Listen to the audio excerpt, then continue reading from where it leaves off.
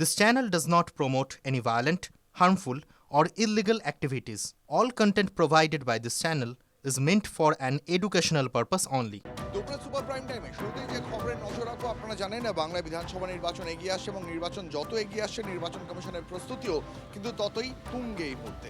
রাজ্যে কমিশনের ফুল বেঞ্চ আসার আগেই এবার বৈঠকে জ্ঞানেশ ভারতী এনফোর্সমেন্ট সংস্থার আধিকারিকদের সঙ্গে ভার্চুয়াল বৈঠক উপনির্বাচন কমিশনের। জ্ঞানেশের সঙ্গে বৈঠকে ডিজিপি, সিপি, জেলা শাসকদেরও। আমাদের সঙ্গে আমাদের প্রতিনিধি শ্রাবন্তী রয়েছেন। এই বৈঠকে কোন কোন বিষয়ে আলোচনা হবে সে বিষয়ে বিস্তারিত জানবো শ্রাবন্তীর কাছ থেকে। শ্রাবন্তী। দীপ, 9 এবং 10 ফুল বেঞ্চ আসার আগে এই বৈঠক অত্যন্ত গুরুত্বপূর্ণ মনে করা হচ্ছে। তার কারণ এই বৈঠক মারফত যে রিপোর্ট তৈরি করা হবে তার উপর নির্ভর করবে ফুল বেঞ্চের যে পর্যবেক্ষণ সেগুলি। কারণ এখানে যেরকম জেলা শাসক, পুলিশ সুপার এরা থাকবেন, তারা তাদের জেলা সম্পর্কে যাবতীয় তথ্য দেবেন আজকে, সেটার একটা প্রাথমিক নকশা তৈরি করে নেওয়া হবে। দু দফায় বৈঠক, প্রথম দফার বৈঠক ইতিমধ্যেই শেষ হয়েছে, যেখানে এনফোর্সমেন্ট এজেন্সির সঙ্গে বৈঠক ছিল। রাজ্য এবং কেন্দ্রীয় সরকার মিলিয়ে প্রায় 24টি সংস্থার সঙ্গে বৈঠক করেছে আজকের কমিশনের এই জ্ঞানেশ ভারতী সহ বাকি টিম।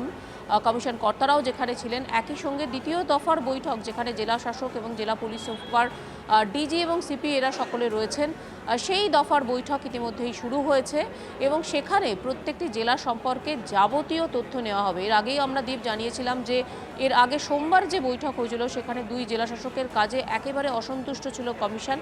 আজকে তারা পরীক্ষায় পাশ করে কিনা সেটা পরবর্তী সময় দেখা যাবে। তবে তারা যে প্রস্তুত নয়, তাদের প্রস্তুত হতে নির্দেশ দিয়েছিল কমিশন।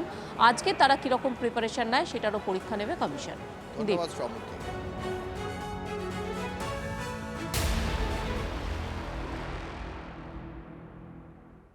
আর বৈধ ভোটারদের নাম বাদের অভিযোগে সিপিএম এর বিক্ষোভ, আর সেখানে ধুমধুমার কাণ্ড বাঁধে ব্যারাকপুরে। আপনাদের সেই ছবি দেখাবো, কি পরিস্থিতি হয়েছিল সেই সময়। ব্যারাকপুরের প্রশাসনিক ভবন অভিযান সিপিএম এর, আর জোর করে এসডি অফিসে ঢোকার চেষ্টা। পুলিশ স্বাভাবিকভাবে বাধা দেয়, আর তখনই পুলিশের সঙ্গে ব্যাপক ধস্তাধস্তি।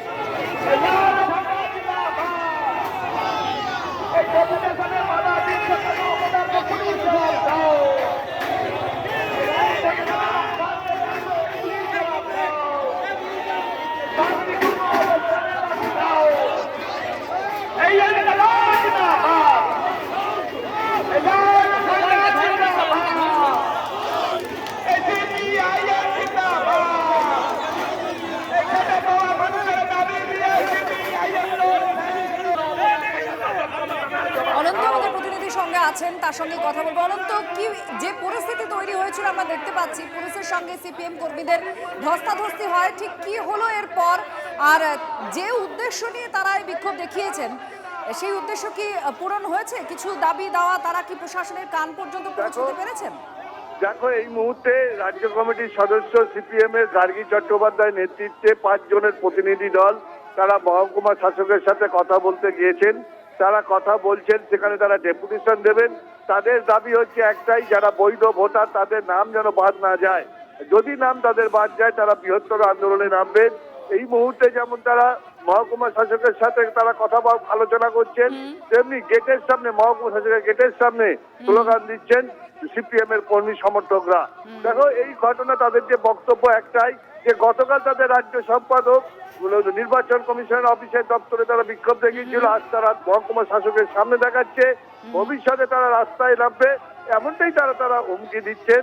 তবে বৈধ ভোটারের নাম যাতে বাদ না যায় তার জন্যই তাদের এই প্রতিবাদ, এবং তার জন্যই তারা ডেপুটেশন দিতে এসছেন ব্যারাকপুর মহকুমা শাসকের অফিসে। এই মুহূর্তে তাদের